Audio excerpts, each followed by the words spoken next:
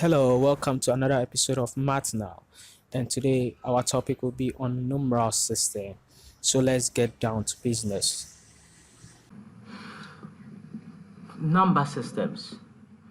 Number systems is a writing system for expressing numbers. That is a mathematical notation for representing numbers. We can represent numbers in so many forms. We have the unary system of representing numbers, or tally, which is used by counting strokes. Then when it's up to 5, you cross it, and you do so till you get to the number you are looking for. Then we have the binary system.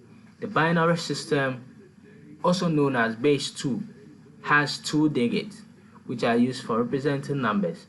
That is 0 and 1. So base 2 digits can represent 0 and 1s. So if I want to represent 2 in base 2, I'm going to have 1 and 0. If I want to represent 3 in base 2, I'm going to have 1, 1.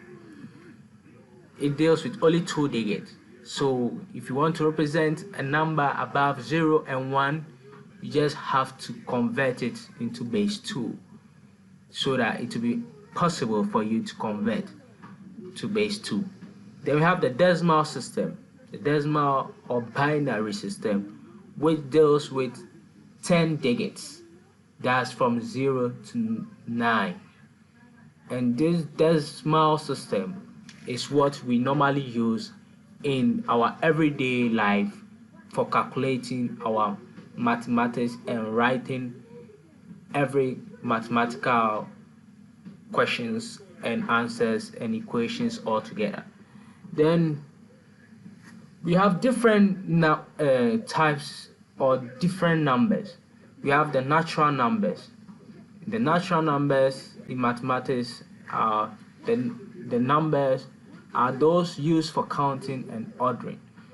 They are also known as the counting numbers, which you were taught in preschool.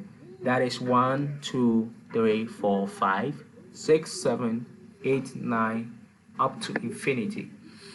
We have integers. An integer is a whole number that is not a fractional number. That can be positive, negative, or 0.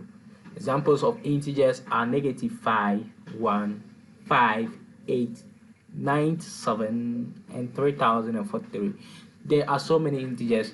If you draw a number line, you are going to have the negative side and the positive side. And the negative side can go up to negative infinity, and the positive side can go up to positive infinity. So integers consist of all negative numbers and all positive numbers. So, and we have whole numbers. Whole numbers in mathematics, whole numbers are integers from 0 to infinity. So we have 0, 1, 2, 3, 4, 5, 6, 7, 8, 9, up to infinity. So natural numbers start from 1 because they are counting numbers and they are used for ordering. We don't start ordering from 0, we start ordering from 1. So whilst whole numbers start from 0, whole numbers, because 0 is a whole number, it's not a fractional number, so it's a whole number. And we have odd numbers. Odd numbers are numbers or integers that are not divisible by 2. They can't be divided by 2 unless if you divide there will be a remainder, and that is not what you want. So they are odd numbers. They can't be divided by 2 without a remainder. So definitely you are going to have a remainder. And we have even numbers. They are numbers or integers that are divisible by 2 without a remainder, or exactly 2, or exactly, that is 2, 4, 6, 8, 10, 12. All these examples can be divided by 2. So any number from these numbers to infinity that can be divided by 2, they are automatically even numbers. I have prime numbers. So a prime number can only be divided by itself and 1. So prime numbers have 2 factors. They have 2 factors. That is the number itself and 1. So 1 can never be a prime number. You have to note it. 1 is not a prime number because we said the condition for a prime number is if it has two factors, that is the number 1 in itself. And if you take 1 has only one factor, that is itself. So we don't have 1 as a prime number. And we have factors, as I already said. I mentioned factors in prime numbers. A factor of a number is a whole number that divides exactly into 8 without a remainder. So if I take 6, what can be the factors of 6? I'm looking for numbers that can divide 6 exactly and give me back a whole number. Give me back a whole number without what? Any remainder. So exactly, without any fractional remainder.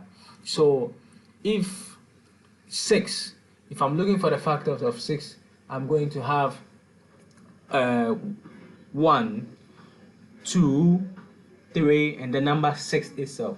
Because if I take these numbers, if I divide it by 6, I'm going to have a whole number, and it will go through it exactly, and the remainder is a whole number, and there is no fractional remainder over there. And prime factors.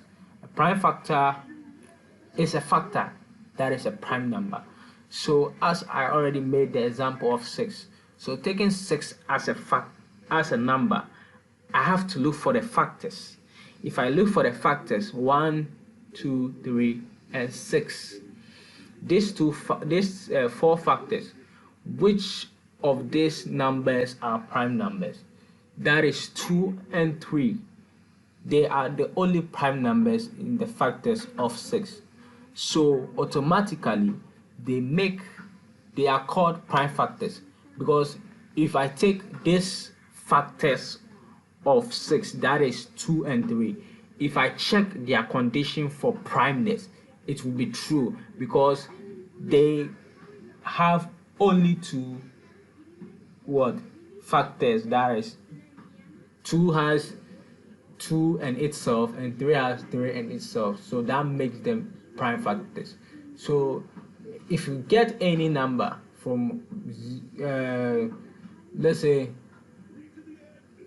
any number that you have to find a prime factor, you first have to find the factors first. You find the factors, then after that you pick up the numbers that are prime, and you get the prime factors.